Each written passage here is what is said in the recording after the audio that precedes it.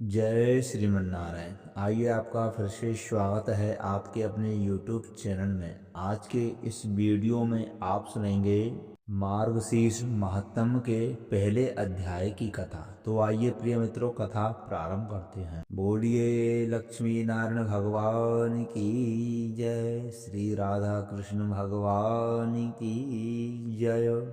एक समय नैमिषारण्य तीर्थ में श्री सूत जी महाराज शौनक आदि ऋषियों से कहते हैं कि हे ऋषिगण, इस जगत के सर्व प्राणियों के आनंद दाता, भक्ति और मुक्ति को देने वाले देवकी के पुत्र भगवान माधव श्री कृष्ण चंद्र को मैं नमस्कार करता हूँ। श्वेत दीप में सुख में आसीन, देवताओं के देवता, लक्ष्मी के पति, अपने पिता श्री विष्णु भगवान को नमस्कार करके श्री ब्रह्मा जी ने पूछा कि हे भगवान, हे जगत को धारण करने वाले, हे पवित्र कथाओं के कहने वाले, हे देवेश, हे सर्वज्ञ, सबके मालिक, कृपा करके मेरे एक प्रश्न का उत्तर दीजिए। आपने पहले कहा कि मैं मासों में मार्गशीर्ष मास हूँ, सो मैं उस मार्गशीर्ष मास का ठीक ठीक महात्म्य जानना चाहता हूँ। हे रमापते, उस मास का देवता कौन है, दान क्या है, उसमें स्नान आदि करने की क्या विधि है, तथा मार्गशीर्ष मास में क्या क्या करना चाहिए, क्या भोजन करना चाहिए, क्या बोलना चाहिए, तथा जो पूजन, ध्यान, मंत्र, जप आदि कर्म किए जाते हैं उन सबको मुझसे कहिए। श्री विष्णु भगवान ब्रह्मा जी से कहने लगे कि हे ब्रह्मन, समस्त लोगों के उपकारार्थ आपने बहुत सुंदर प्रश्न किया है, जिसके करने से शुभ यज्ञ आदि समस्त कार्य करने का फल प्राप्त हो जाता है। हे सूत, समस्त यज्ञों के करने से जो पुण्य प्राप्त होता है तथा जो सब तीर्थों में जो फल मिलता है, उन सब फलों की प्राप्ति मार्गशीर्ष मास के व्रत के सेवन से मिल जाता है। हे पुत्र, मनुष्य तुला, पुष्पदान आदि के करने से जो फल प्राप्त करता है, वह फल केवल मार्गशीर्ष मास के महात्म्य के सुनने मात्र से प्राप्त हो जाता है। यज्ञों को करना, वेदों को पढ़ना, दान आदि लेना, तीर्थों में स्नान आदि करना, संन्यास तथा योग को धारण करने से मैं किसी के वशीभूत नहीं होता, किंतु मार्गशीर्ष मास में स्नान, दान, पूजन, ध्यान, मौन, जप आदि करने से मैं सहज ही बस में हो जाता हूँ। अन्य मासों में यह सब कर्म करने से मैं बस में नहीं होता।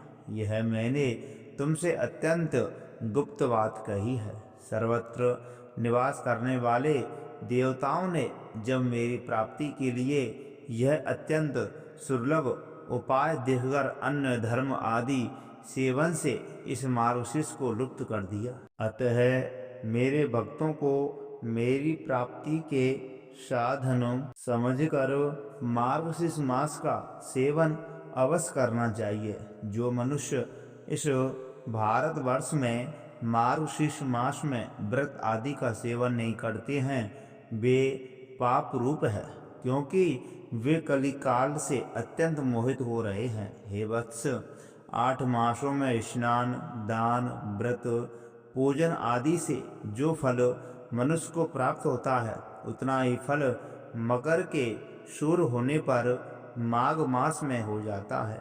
माघ मास से 100 गुना फल वैशाख मास व्रत सेवन से मिलता है, और उस वैशाख मास सेवन से 1000 गुना अधिक फल तुला के सूर्य होने पर कार्तिक मास सेवन करने से मिलता है।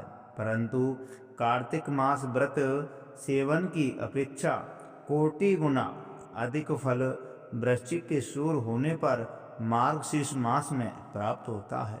इस कारण मार्गशीर्ष मास समस्त मासों में श्रेष्ठ है और मुझको अत्यंत प्रिय है। हे पुत्र, जो मनुष्य मार्गशीर्ष मास में प्रातःकाल उठ करके विधि पूर्वक स्नान करता है, उससे प्रसन्न होकर के मैं उसको आत्मा को अपना ही समभक्त समझता हूँ। हे पुत्र, इसमें मैं तुमसे एक इतिहास का वर्णन करता हूँ, सो तुम सुनो।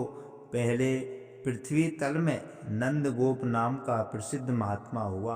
गोकुल में उसकी हजारों परम सुंदर कन्याएं हुई। मेरे कथनानुसार उन कन्याओं ने मार्गशीर्ष मास में विधि पूर्वक प्रातः स्नान और पूजन तथा हविष्यान भोजन और नमस्कार किया। इस प्रकार उनके व्रत सेवन से मैं उन पर अत्यंत प्रसन्न हुआ। मैंने प्रसन्नता से उन कन्याओं को वर प्रदान में अपनी आत्मा तक को दे दिया। इसलिए प्रत्येक मनुष्य को चाहिए कि यथा विधि मार्गशीर्ष मास का व्रत का सेवन करें। बोलिए लक्ष्मी नारायण भगवान की जय, कृष्ण कन्हैया लाल की जय। प्रिय भक्तों, मैं आशा करता हूँ यह कथा आपको अवश्य अच्छी लगी होगी, तो कृपा करके वीडियो को लाइक करना ना भूलें, और आपने अभी तक हमारे चैनल को सब्सक्राइब नहीं किया है तो सब्सक्राइब अवश्य कर लें।